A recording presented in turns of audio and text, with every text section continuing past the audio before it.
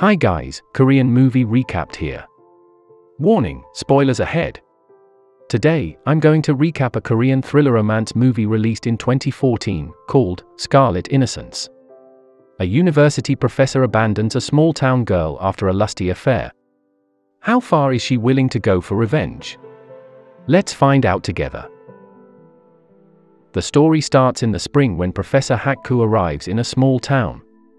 He is a literature professor and a writer who came to the small town to teach some elders to write a novel. He meets a girl who looks at him inquisitively as if she has never seen a man in a suit before. Her name is Deokee, a kind and innocent small-town girl. She lives with her mute mother and takes care of her really well. Their second encounter happens in an amusement park where Deokee worked. Deokee wonders why Haku comes to the amusement park wearing a full suit. He then tells her that he teaches literature classes in an education center near the park. Deokee laughs as no one ever wears a suit in there anyway. So he wears a casual outfit to the class on the next day. Deokee becomes interested and joins the class too.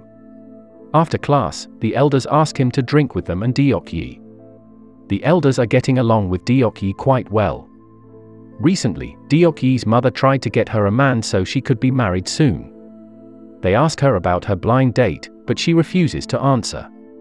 They walk together until he stops by at some rice cake place to drink more liquor alone. Little does he know, Deokee steals a glance to look at him. She adores the way he drinks, or maybe just adores everything he does. When he gets home, Haku calls his friend regarding the situation back in Seoul. It turns out that Haku got falsely accused of sexual harassment by his student at his university. His friend is trying to help him by collecting evidence that he's innocent.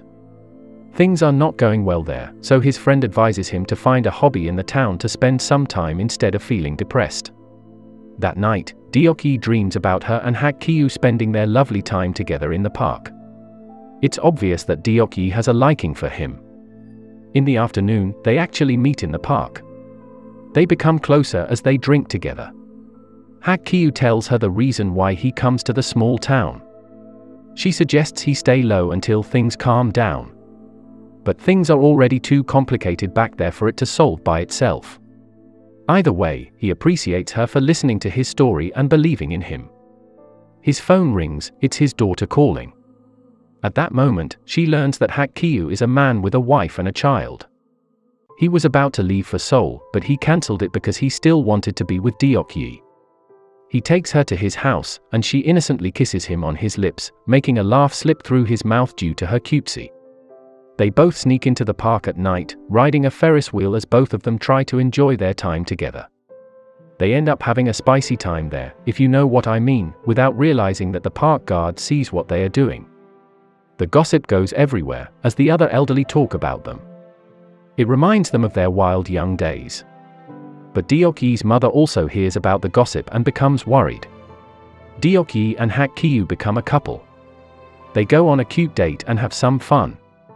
They are strolling around the city when Haku sees Deokee admiring a pair of heels. He gets her the heels and gives them to her when they get home. He puts on the heels for her and starts rubbing her leg, and you know what next. The thought of him ruining her innocence is driving him wild. "I'll never ever let you go," she says as he keeps boinking her as if he doesn't have another life in Seoul. Haku receives a call from his friend in the morning, saying that he is arriving soon to bring him some good news. His friend tells him that he already got proof of Haku's innocence, the accusation of him doing sexual harassment is already cleared. Now that everything is all good, Haku plans to go back to Seoul. Deokee seems disappointed when Haku tells her that he will leave for Seoul. But oh boy, his soul leaves his body when Deokee tells him that she's pregnant. They go to obstetrics to abort the child. After the procedure is done, he leaves her but promises will come back soon. Haku comes to his home as soon as he arrives in Seoul. He meets his depressed wife, who has been suspecting him of having some affair with some college girls. His wife keeps blaming herself for doubting him for no reason. It's hard for her to not trust her gut feeling despite her deep love for Haku. In another place, Deokee's getting scolded by her mom. Her mom found out about the abortion and is very disappointed by her act. After some time has passed, Deokee comes to Seoul to meet Kyu, who has promised to visit her. She even demands him to come clean to his wife about their affair. Kyu seems hesitant.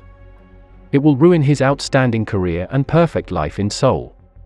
A few days later, Kyu comes by to visit Deokee. She is too delighted by his presence, and she forgets that she's cooking a meal and leaves the stove on. But Kyu doesn't visit her to go back to her. Instead, he's breaking up with her and bribing her with some money. He wants her to not tell anyone about the affair and the abortion. But she still loves him and tries to convince him to take her away with him. The argument keeps up without them noticing that the stove that Deokee left is burning down her house with her mute mother inside. She runs toward the burning house to save her mother. At the same time, Kyu's daughter calls him to tell him that her depressed mom is locking herself in her room. So he calls 911 and rushes to Seoul only to find out that his wife has hung herself inside her room. In the end, he loses his wife and breaks up with Deokee, who lost her mother in the fire. 8 years pass by, and he has been living a hard and wild life to escape the guilt that keeps heaving his heart. His novel became a bestseller despite his unhealthy life. He gambles, drinks, and plays with women. One day, his eyesight seems blurry, so he comes to visit a doctor. The doctor says that it's his bad habit that forms a complication to his eyes, which makes his eyesight could be completely gone someday. The doctor tells him not to drink and smoke, but he keeps doing both as his career is slowly going downhill. The university kicks him out because they found out he's been illegally gambling and involved in a slush fund activity. His teenage daughter, Chong-yi, also has been living a nightlife due to the lack of attention. Little does he know, someone has been watching his life for the past 8 years. His eyesight goes blurrier each day. He can't even recognize people by their faces. Deokee, with a new appearance, not sure what her motive is, comes to visit his place as a new neighbor. Kyu can't tell if it's Deokee, so he welcomes her as a stranger. She introduces herself as Sedücing. Apparently, Sedücing is very close to Chong-yi as they often meet nearby. Chong-yi tells Sedücing all about her dad and how he feels about him, but Sedücing tells her not to hate him because he's her father, after all. Without her knowing, Chong-yi has fallen into Sedücing's trap as she needs a way to get close to them. Sedücing offers Kyu to help him write his books. She also introduces him to a great doctor who possibly can cure his eyes. The doctor tells him that he has a chance to get his eyesight back even though it's very small. He gives him some medication to prepare him for the surgery. They get closer as Sedücing keeps helping him do his daily tasks and keep track of his medicine without him knowing that she actually is Deokee. But Chong-yi doesn't seem to enjoy the sight of the two of them getting closer. The doctor finally tells him that he's ready for surgery soon. Kyu asks the doctor about the surgery cost, but he insists on discussing that only with his guardian, which is Sedücing. When he asks her, she tells him to not worry instead. Getting stressed by all of these things, Kyu asks Sedücing to bring him to the gambling house to relieve his stress. After winning some small bets, he goes to the high roller table. Unfortunately, he lost all his money in one night. He tries to go all in and borrow money from an illegal banker with high interest. But he loses it all again in the end. The next day, Chong-yi tells her that Sedücing is an ideal mother figure, but she doesn't want her to marry his dad. Later that night, when Chong-yi has already gone to bed, Sedücing helps Kyu to shave his beard. Both of them can't help but relieve the sexual tension between them, and so they do. They do it without realizing that Chong-yi is watching outside until she makes a sound and flees to her room. Kyu tells Sedücing that everything will be okay since he plans to tell Chong-yi that they are going to get married soon. What's her motive behind all of this? Is having him wholly her goal? Or is it something else? A few days later, the illegal banker visits his place to collect the money. But he doesn't have it. They threaten him by giving him pictures of Chong-yi. Chong-yi is frightened by it. She doesn't feel safe at home, so she goes to Sedücing. Days go by, and the banker goes to his place every day. They tell him to sell his daughter to them. He refuses, but they force him to sign the document. They kidnap Chong-yi and give Kyu some compensation money.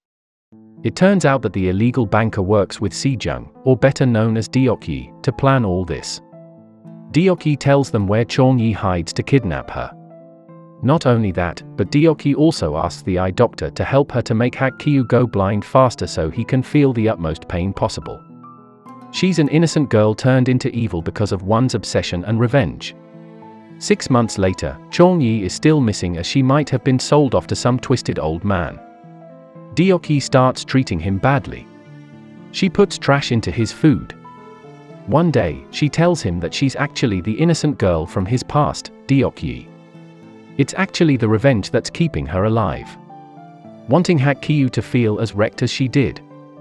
She even had sex with the eye doctor at Hak-kyu's house to make Hak-kyu feel worse.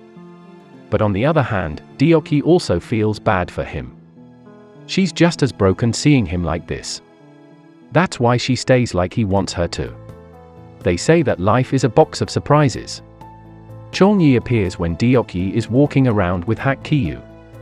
Cheon-yi knows everything now. She knows about the affair they had in the past, which is indirectly the cause of her mother's death. She also knows about Deokee's revenge plan. After getting a rich sugar daddy, Cheon-yi survives and comes back to Korea. She even paid the debt to the banker.